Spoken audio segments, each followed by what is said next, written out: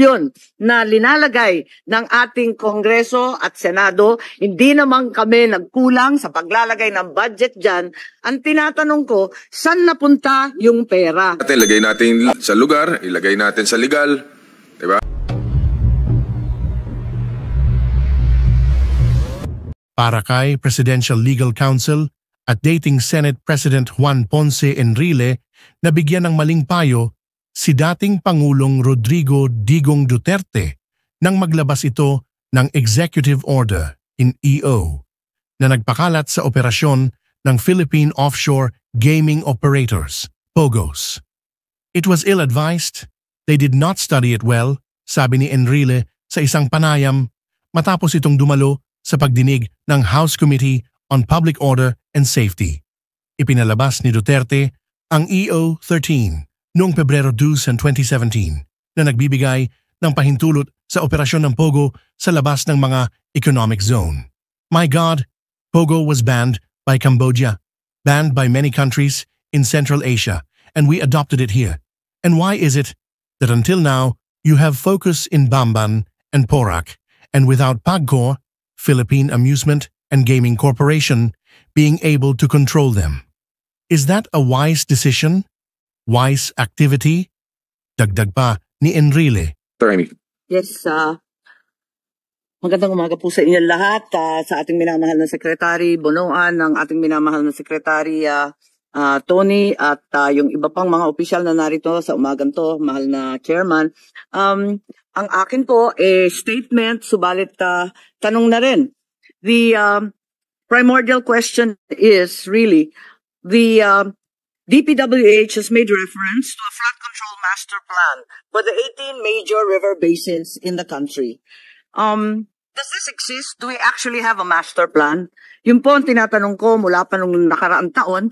And one of my resolutions filed exactly last year, August 1, 2023, is being taken up today, and that makes reference to Typhoon Egay and the 4 catastrophic typhoons that hit northern Luzon last year. Until today, we have no answer with regard to this master plan.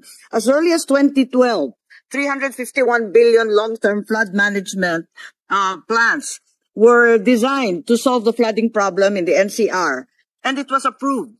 Does this really exist? In 2025, in the budget for 2025 here in proposed, there is once again 23 billion for feasibility studies. Ang ibig ba sabihin nito, walang master plan? Magtapat po tayo kasi ang pagkaalam ko, hindi naman kumpleto yung master plan na yan, tagpi-tagpi, at hindi lahat ng major waterways ay kasama dyan. Totoo ba ito? Pwede na magtanong? Or statement muna. Opening statement. So yan ang statement natin. Kasi ang problema po, wala, naglundagan na po kami ni Secretary Kasi ganado na po kami malaman. At kung walang kumpletong master plan, kasi sisimulan pa lang yung feasibility studies, ang katutak ng feasibility study, ang nakalaan dyan sa 2025 NEP. Abay, ano yung guidelines o parameters in approving flood control projects? Kasi, bakit, tulad nga ng sinabi ng chairman ko, yung ilan sa NCR, kumpleto, yung iba, sira, hindi nare-repair.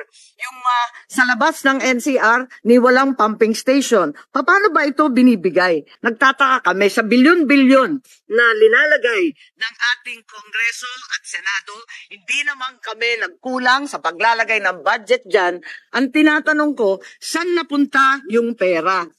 Bakit ganyan ang sitwasyon natin hanggang ngayon? Yan po ang tatanungin ko at nais kong malaman sa lalong madaling panahon na ipaliwanag natin sa ating taong bayan na hirap sa tuloy-tuloy at sunod-sunod ng pagbaha ng kanilang mga... That's what we really need to do right now, no? Yung communication with the stakeholders. Dahil sa nakita ko, lumipad po ako, Madam, no? Secretary Bonoan, kita ko sa helicopter na kailangan talaga may sheet piling na nakalagay doon para hindi kumalat yung lupa.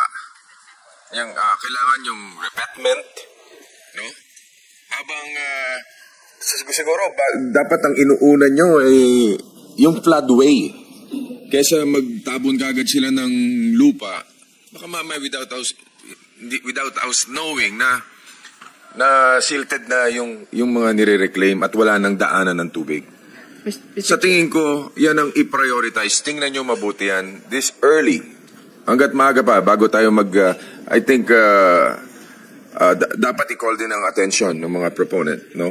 Ng mga investors. I am not against it, no? Ang sa atin, gusto ko ilagay lang to sa tama. Wala tayong sinisisi dito. Dahil kailangan talaga may oversight ng DNR, may oversight ng DPWH. Dapat tinitingnan nyo talaga yan kung tama talaga yung ginagawa nila. Hindi lang yung sila lang ang may control over their project. No. Nasa Pilipinas pa rin sila. Dapat tayo pa rin na masunod na nasa gobyerno. Mr. Chair, if I may, Secretary. One of the items that we are now evaluating is whether or not the previously granted projects by the previous administration actually had an attempt to integrate flood management with the local and national plans. Tama. That's very good. So far in our assessment, mukhang wala pa po. So these are part of the reasons why the cumulative impact assessment is also taking some time. Kasi po may impact po lahat ito dun sa local and national strategy for flood management. Tama po. Ikaw, Secretary Bonoan, what can you say about that? Absolutely, I think I totally agree with yung proposition of Secretary Loizaga, Your Honor, that this has to be comprehensively studied in all aspects, particularly even for the disposal of flood waters in Manila Bay. Kailangan natin ito. Tama. Yung flood waste talagang importante yan. Kasi yung flow ng tubig, doon talaga susunod yan eh. Kung saan sila sanay talaga dumaan, doon talaga dalan. Pag hindi na doon dumaan, hahanap ng pupuntahan yung tubig na yan. Common sense na lang yun, no? Hindi naman ako expert dyan, but common sense lang. Nakita ng mata ko, I think we need to do something about it. And we're not blaming them. Walang tayo sinisisi dito. Habulin na lang natin yung dapat na solusyon doon sa problema na yan. Sa tingin ko, sa nakikita ko, lagay natin yung sheet pile, and then yung revetment, and then yung reclamation. Tuloy nyo kung ano man yung binigyan ng permit ng DNR. Basta sa atin, lagay natin sa lugar, ilagay natin sa legal, di ba? Yun lang. Okay. Yes, sir. With your indulgence, Mr. Chair, siguro si Secretary Loizaga can just update us, the committee again, of the 22 reclamation projects in Manila Bay. Ano po yung status, ano po yung talagang tuloy na, and ano po yung na-hold, no? We just want to find, that committee will just want to find out ano po ang situation ngayon, ang status, no? And as mentioned by the chairs, dapat nga po talaga, I think it really has an effect, no, on the flooding now, yung backflow. Obviously, ito nangyari sa Senado ngayon. I think that's why we would want to find out at present kung sino po talaga yung tuloy na at sino po yung mga on hold. Thank you, Mr. Chair, Mr. Senator. So far po, the only ones that are actually ongoing are the only ones that have been allowed to proceed, not by us po, but by the PRA. The DNR po will just present what has been the evaluation result of the environmental compliance, and then the PRA would then decide on whether or not to proceed. So the remaining projects po are all under review, including the letters of no objection that had conditionalities attached to them, whether or not those conditionalities have actually been met. And in light of the new issues regarding massive flooding, this will now be made part, as I said earlier, in terms of the review, to see whether there was an attempt to integrate into the local and national flood management and flood control of the LGUs and the national government. Thank you, Secretary Loizaga. Mr. Chair, tanongin ko lang po, going back burong kanina, if I heard it right, Madam Secretary, ang instruction po ng Presidente, dapat doon pa lang sa Sierra Madre, no? Pigilan na at gawa na ng paraan na wag na bumagsak sa Metro Manila. I pointed out, I don't know if you can remember, in one of the hearings as well, yung po tungkol doon sa Upper Marikina River Basin Protected Watershed, I brought it to your attention. Mr. Chair, kasi nag-ano po ko dyan sa Sierra Madre, no, doon sa Upper Marikina, nagtitrail kami doon, nagmo-motocross kami doon, and I observed ni-report ko ni kay Secretary, I just want to be updated na there are developments that are ongoing. Ang sa pagkakaalam ko, Mr. Chair, protected watershed yun, hindi dapat tinatayuan, dapat walang talagang massive development. Kasi nga po, ito yung this serves as the protection to Metro Manila.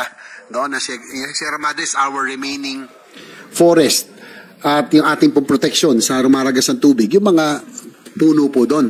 Ang nakakabahala po, talagang dati po tuloy-tuloy kami nakapagmotor doon, no? Motocross, tapos yung mga yung latter part, hindi kami pinapayagan, may mga gwardiya na po, no, na there are ongoing developments in that area. So I'm hoping that the Secretary would update us regarding this issue that I brought to her attention, if I'm not mistaken, last year, regarding this, no?